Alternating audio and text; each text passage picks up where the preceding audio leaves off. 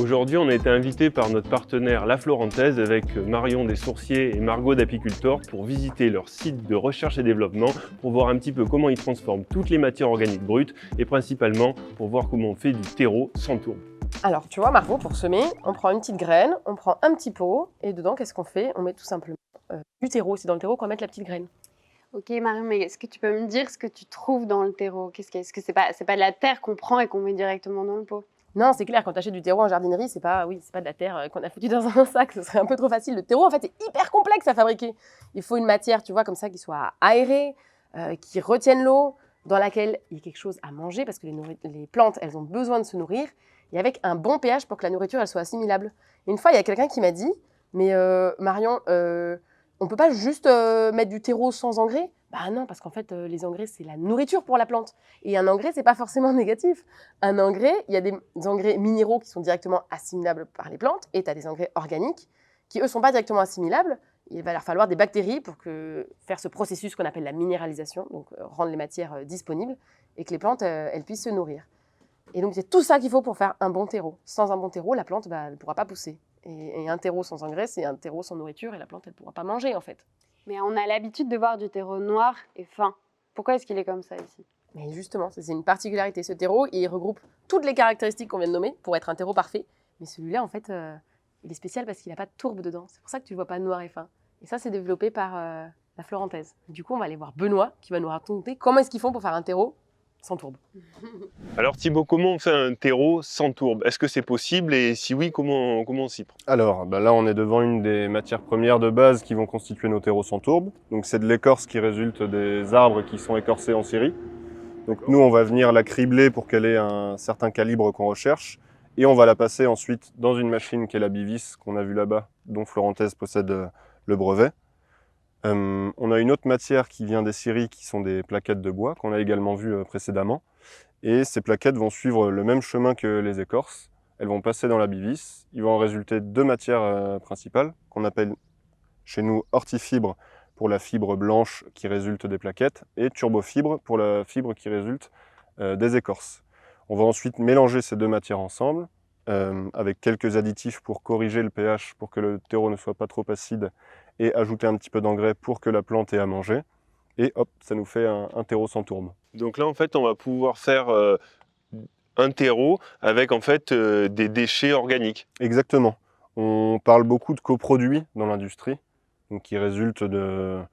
Donc les écorces, comme je l'ai dit, elles résultent donc de l'écorçage des grumes qui arrivent dans les scieries. Et ensuite, les plaquettes, c'est toutes les parties du tronc, donc du bois à proprement parler, qui ne vont pas être utilisées pour fabriquer des planches, pour ensuite faire des meubles, qui vont être stockés. Et nous, on achète ces produits-là, que ce soit les écorces ou les plaquettes, pour venir ensuite les travailler en interne, les passer dans la Bivis, qui est une extrudeuse. Et donc, on défibre les plaquettes pour faire de l'hortifibre, et on défibre l'écorce pour fabriquer de la turbofibre, qui est une matière première qui a des caractéristiques similaires à la tourbe. D'accord. Et ces deux matières, elles ont des propriétés un peu différentes? Tout à fait. Donc la turbofibre qui va être produite à partir d'écorce, elle a plutôt un rôle de rétenteur d'eau. Donc elle va retenir bien l'eau qui va être ensuite à disposition des plantes lors de la culture.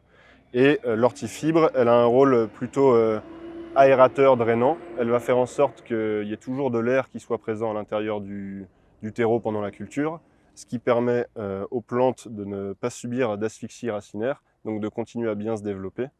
Et l'hortifibre va également amener un côté drainant, donc permettre l'évacuation de l'eau excédentaire qui arrive lors des arrosages.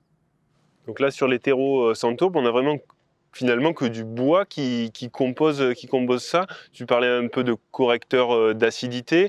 Donc là, qu'est-ce que vous utilisez?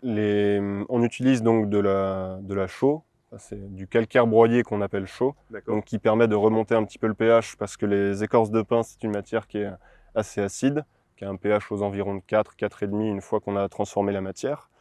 Et donc ces deux matières, orthifibres et turbofibres qui sont mélangées ensemble, elles peuvent être également mélangées à de l'écorce de pin compostée pour faire par exemple des terreaux vivaces. Donc on est toujours sur de l'écorce, mais qui est broyée très finement, qui est mise en compostage pendant plusieurs mois, donc qui se noircit, qui se stabilise. Et donc on peut faire un mélange de ces trois matières premières par exemple, mais aussi avec d'autres, pour fabriquer des terreaux. Donc on a vraiment le bois, la forêt ou le pin particulièrement, est vraiment partie prenante de cette fabrication de terreaux sans tourbe. Sans les scieries et sans les forêts, on aurait beaucoup plus de mal à fabriquer des terreaux sans tourbe qui ont des performances se rapprochant des terreaux avec tourbe. Donc là, on voit vraiment comment en fait c'est le végétal qui crée les sols et qui crée le terreau, quoi. Oui, on trouve que personnellement et puis avec les collègues, c'est une belle histoire de partir de coproduits ou de déchets du moins de l'industrie forestière pour ensuite en faire des terreaux qui pourront peut-être être utilisés pour produire des pins qui seront ensuite replantés, pour l'exemple des pins, mais c'est valable pour plein d'autres plantes, qui seront ensuite replantés dans les Landes. On a beaucoup de pins qui viennent des Landes, et aussi des scieries plutôt locales dans lesquelles on s'approvisionne, donc généralement à moins de 200 km de nos usines. Donc on trouve, c'est un cycle, on va dire, de la matière organique, bon, qui subit quand même des transformations, donc qui nécessite des traitements, mais c'est une histoire un petit peu cyclique qui nous plaît beaucoup chez Florentez. Il y a une échelle de temps en fait beaucoup plus courte que d'aller prendre dans les tourbières qui sont des végétaux mais qui ont poussé il y a des milliers d'années, quoi. Tout à fait. Ces ressources-là, elles sont renouvelables facilement à l'échelle d'une vie, alors que sur une tourbière, c'est des ressources qui sont renouvelables à l'échelle de 4-5 000 ans. Enfin, c'est pas renouvelable et ça met entre 4 et 5 000 ans à se former. Donc non, c'est bien. Le problème aussi des tourbières, c'est qu'on a beaucoup de transport, puisqu'on ne peut plus... Il y a très peu de tourbières qui sont exploitées en France et elles ne peuvent pas subvenir à tous les besoins de la filière. Donc malheureusement, on importe encore aujourd'hui de la tourbe de certains pays baltiques, par exemple. Et donc l'utilisation de ressources qui viennent de moins de 200 km, ça permet aussi d'avoir quelque chose qui, écologiquement et environnementalement parlant, nous parle plus que d'avoir des transports très importants qui viennent de loin, etc. Mais du coup, on va peut-être aller voir ces problématiques environnementales avec de l'utilisation de la tourbe avec Margot et Marion. Tout à fait, allons-y. Donc là, Marion, on est sur le site de la Florentaise toujours, mais juste à côté de la tourbière qu'ils ont exploitée jusqu'aux années 2000, jusqu'à ce que ce soit protégé par Natura 2000. C'est hyper joli. Mais ce plan d'eau tout mignon, là, pourquoi c'est protégé? Alors là, on a 800 hectares de marais qui sont en fait une tourbière. Et la tourbière, donc en étant une zone humide, remplit des fonctionnalités qui sont indispensables pour nos écosystèmes. Ouais, les fonctionnalités pour les écosystèmes, là, le discours qu'on a tout le temps, moi ça me parle pas, moi c'est pas du concret, je vois un plan d'eau là, tout mignon, plein de moustiques probablement, et à quoi ça sert genre concrètement, sur des trucs terre à terre? Avec les enjeux du changement climatique, la zone humide, en fait c'est une éponge. Elle joue vraiment un rôle de tampon entre l'espace terrestre, entre l'espace aquatique, et elle va permettre, en absorbant l'eau et en la restituant, de limiter les crues, les sécheresses. Et c'est indispensable aujourd'hui qu'on bétonise pas et qu'on surexploite pas des zones comme ça. Ok, donc par exemple, là avec le changement climatique, quand il pleut quoi. Ça on l'a déjà bien vu. Et donc ça permet qu'au lieu d'aller inonder toutes les maisons des gens, les pauvres, ça, elle absorbe un peu le surplus de l'eau. Exactement. Et ensuite, en fait, quand ça s'assèche, la zone humide, elle restitue l'eau pour remplir les nappes phréatiques. Donc ça, c'est deux premières fonctionnalités. J'avoue, c'est un peu cool. C'est bon? C'est un peu cool. Validé? Ouais. Ok. Troisième fonctionnalité, en fait, quand cette zone humide, elle est en bord sur la zone côtière, elle limite aussi l'impact des tempêtes. Ah mince, ça aussi il y en a de plus en plus. Voilà, donc indispensable. La quatrième fonctionnalité des zones humides, c'est qu'elle crée des îlots de fraîcheur en milieu urbain. Parce qu'une zone humide, ce n'est pas juste des tourbières, c'est aussi des mares, c'est le marais Poitevin, enfin il y a une grande diversité. Ah, moi je pensais qu'une zone humide c'est forcément un énorme étang, une énorme fleuve, ouais, voilà, marais Poitevin, etc. Donc même une toute petite zone humide, elle crée quand même des îlots de fraîcheur. Indispensable pour nos milieux urbains. Donc la 5e fonctionnalité, c'est que c'est des hauts lieux de biodiversité. On a à peu près 50% des oiseaux qui ont besoin des zones humides pour vivre. J'adore les oiseaux. Non mais c'est vrai. Et du coup ils se posent ici, non, quand ils sont en train de migrer, ils peuvent se poser, se nicher, se reproduire, boire, manger. Ah bah oui, parce qu'ils doivent avoir à manger pour eux là-dedans.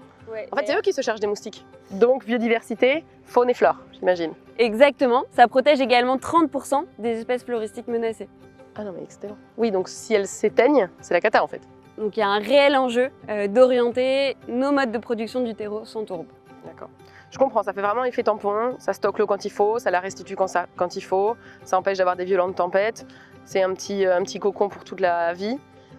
Ouais, en fait, c'est quand même pas mal. Mais Marion, la dernière fonctionnalité dont on n'a pas parlé et qui nous concerne encore plus aujourd'hui avec la crise climatique, c'est qu'en fait, les tourbières, c'est des puits de carbone. En exploitant les tourbières, on libère du carbone qui est stocké depuis des milliers d'années.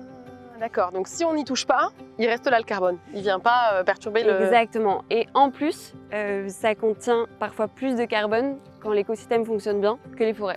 Ah non, mais c'est la cata. Ouais, donc il faut vraiment arrêter de les exploiter. Les politiques, ils ont un peu conscience de ça, vu qu'ils sont en train de demander d'arrêter l'exploitation des tourbières, mais les particuliers, ils savent que exploiter de la tourbe, du coup, ça vide tous ces écosystèmes, ça enlève cette éponge et ça libère plein de CO2.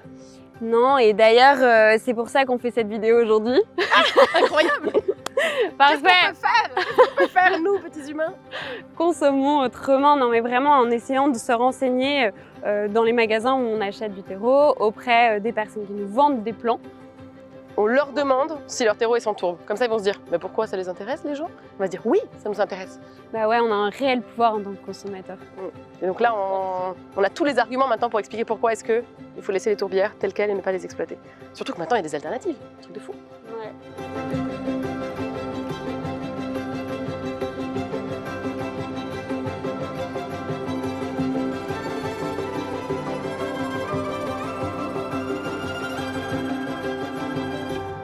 Ça y est, c'est la fin de la visite. Eh ben, merci aux équipes de la Florentaise de nous avoir accueillis, surtout au pôle développement pour nous avoir montré un petit peu tous les projets sur lesquels ils travaillaient, c'était passionnant. Et puis de nous avoir montré aussi comment ils fabriquaient du terreau et d'avoir vu ce site industriel, c'était vraiment assez impressionnant.